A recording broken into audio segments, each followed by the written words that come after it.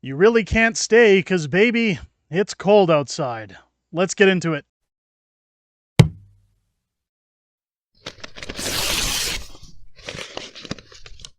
Oh, yeah! What's going on, ladies and gentlemen? Welcome back to the Fringe, and the freezing Fringe, I might add. If you were in anywhere from Alberta over to Ontario or Quebec over the weekend, you'll notice that temperatures were plummeting. We are in what they call a polar vortex, which means, well, we probably paid too much carbon tax. I think maybe the Trudeau government should give some of that carbon tax back our way.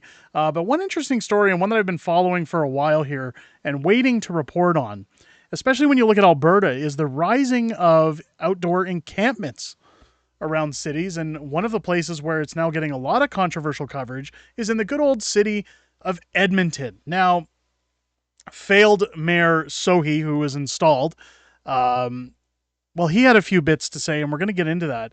But I kind of wanted to take a minute to laugh at a little bit of the hypocrisy of what's going on in this cold weather, because of course Justin Trudeau and Stephen Guilbeault both say, "Hey, this is climate change. Hey, we're boiling. We got to take care of ourselves. We got to think about the future." Well, in record low freezing, good old friend of the channel, Keith Wilson here points out, don't let Stephen Guilbeault or his comrade Trudeau see this. It destroys their utopian green fantasies. Of course, Marty up north, also a friend of the channel, saying Teslas are only getting half the mileage in Alberta this week. Now, if you don't know about the effect of the cold on these electric powered vehicles, allow me to educate you. Uh, Cities like Vancouver, where again it does get cold, but not for very long. But cities that are temperate like Vancouver, or even if you want to go as far as saying like places like California, where traditionally you only see rain and sunshine, those vehicles seem to be adequate if they work within the boundaries of your commute and you're able to charge at a reasonable pace.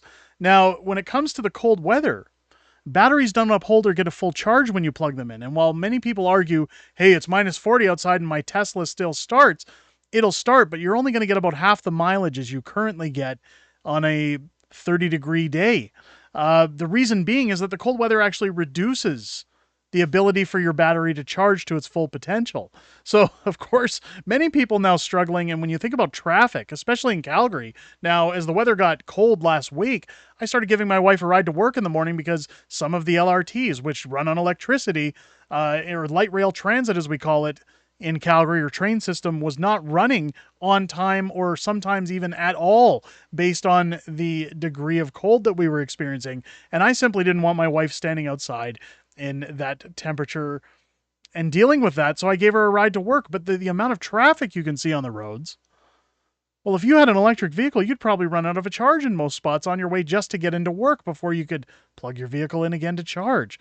Now, what I wanted to talk about and address here are these encampments around Edmonton, around the city of Edmonton. You're seeing a lot of encampments, a lot of Indigenous folks arriving in those encampments, saying that, hey, this is our land. We have every right to camp here. We've seen MLAs that I've called out numerous times, like over to the side here, Napoleon Dynamite. Janice Irwin, who constantly says housing is a human right, ladies and gentlemen. We should be giving houses to these individuals. We should be giving them a free place to live because they're freezing on the street, and these are my constituents. One thing I'll remind Janice Irwin is that in order for them to be constituents, they have to have a mailing address, which these folks do not have. And secondly, the NDP, especially in Alberta, are the ones that put them there. The NDP are the ones who are taxing everyone to death. The NDP are the ones who are propping up a Trudeau government and avoiding any kind of election for things to get better. And of course, we see people that are now camping outside. I watched a report on YouTube via CBC last week where a man says, hey, I'm collecting bottles and I'm just doing what I can to survive. I'm not harming anybody. I don't understand why I can't set up a tent on the side of Gateway Boulevard and simply stay here. The answer is, it's public property. You can't just set up a tent and camp anywhere you like. This isn't squatters' rights. The main problem, as we look in this photo, is that these folks are just merely covering up in blankets. They're sitting outside in very deadly temperatures, and the police simply don't want to be picking up bodies. Not to mention the cleanliness and sanitation around those spots and complete destruction of our cities. But the main reason I would think is for people's safety. They're concerned about people freezing to death outside. Now, Mayor Sohi of Edmonton And part of the reason I wanted to cover this is because of his bizarre decision on the homelessness while he's vacationing in Hawaii. This tailors back to the days of the Freedom Convoy and lockdowns when government were going to places like the Aga Khan and Jamaica and Hawaii on lavish vacations and telling you all stay inside your homes and don't visit anybody, pay your taxes and comply while I enjoy my time off. And that apparently, I'm not saying people can't go on holidays, but it's a little hypocritical when sitting in Hawaii. But of course, I know this is CTV. Guys, listen, on this channel, we cover these articles just because I love seeing their bias. I find it funny. But let's take a look at what they have to say about the situation. An Alberta minister is accusing Edmonton's mayor of playing political games by proposing a housing and homelessness emergency while on vacation in Hawaii. Last Thursday, Amarjeet Sohi said he will be making the motion at a special meeting of the city council on Monday when he's back from his vacation. The number of unhoused people in Edmonton has doubled since 2019, and the number of people flowing into homelessness exceeds the capacity of our social system, so he wrote in a statement. Now, it's important that he says that because according to the CBC video that I saw, shelters are open and ready to take some of these individuals in. The individuals are merely talking about the level of crime in downtown Edmonton and saying, well, because of the crime, we don't want to risk going into those facilities. We don't want to go into shelters. We'll take our chances in our tents on the streets with a community where we can look after ourselves. Jason Nixon, Alberta's Minister for Seniors, Community and Social Services, says the mayor's suggestion is, quote, dangerous and may stop people from seeking shelter during a wicked cold snap. I'll continue to stand with Sophie in advocating for fair funding from the federal government, he told reporters last Friday. When it comes to his bizarre decision to talk about having a state of emergency that will have no effect, that will not help any individuals that will be in trouble and will not create any more resources, and it's just a complete political stunt. I couldn't agree more. Nixon made the comments in Calgary where he was announcing an additional $10 million in funding for housing providers. The minister reiterated previous assertions that there are enough emergency shelter spaces in the province for everyone who needs one and insisted Sohi's comments are misleading. Again, I agree with that, based on reports that I've seen that, again, there is adequate space. This is dangerous for anybody to imply that there is not adequate space for somebody to be warm on a day when it's minus 40 degrees Celsius, Nixon said. If it causes one person not to go in and get help because they think there is no adequate space to get help and the person loses their life, that is completely and utterly unacceptable. Not only that, it's on the hands of the government for not informing people properly. Nixon said Alberta's shelters are at 94% capacity Thursday night as temperatures dipped well below minus 30 degrees Celsius. He said there was a surge capacity and that is available and no one will be turned away. On top of a record cold snap this week, Edmonton has also seen the controversial and sometimes violent removal. there's the bias from CTV, the violent removal of homeless encampments, resulting in at least 4 arrests. Now, again, what people have to understand while virtue signaling, saying, hey, housing's a human right, that doesn't give you the right to set up a tent anywhere you like within the city perimeters and turn it into what Donald Trump always quoted as a third world shithole. Now, I can agree that homelessness is terrible, and anybody experiencing that, my heart goes out to them. Many of these are because of addiction. Many of these are because they simply are too proud to get help. And a lot of them are because people are being forced into those situations by treatment of the government, raising of taxes, and their inability to contain steady employment in a terrible economic climate. It still doesn't warrant the right to just camp wherever you like on city property, public property, and claim this in the land of homelessness.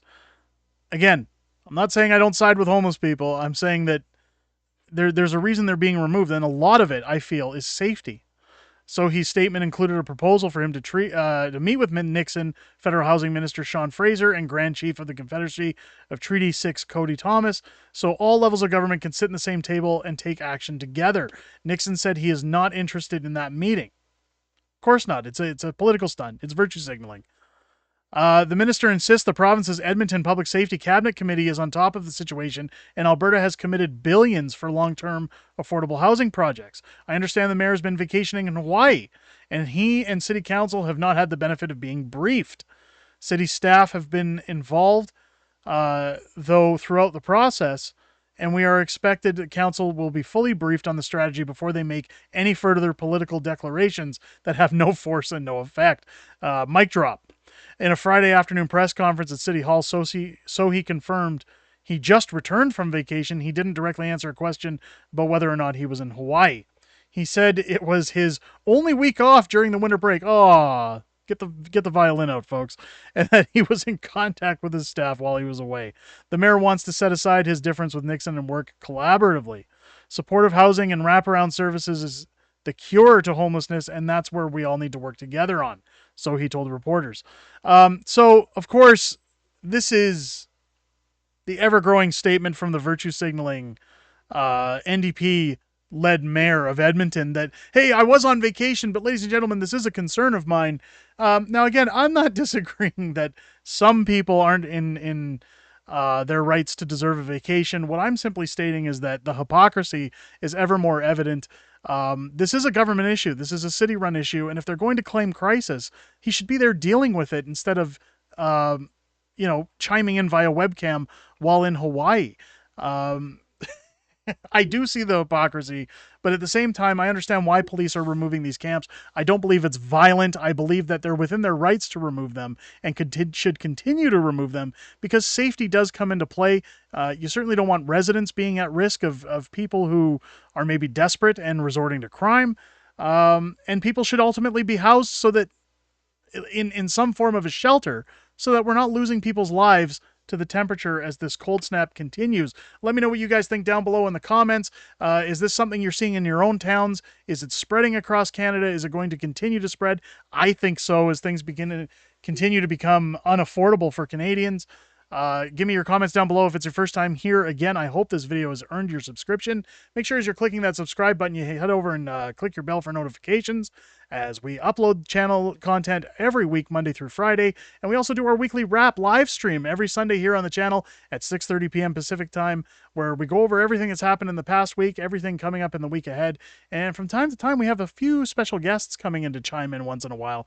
And I should have somebody on the show this Sunday for you. So make sure to join us in the community. I look forward to seeing each and every one of you there. And I hope you have a great rest of your day. I'll catch you on the next one.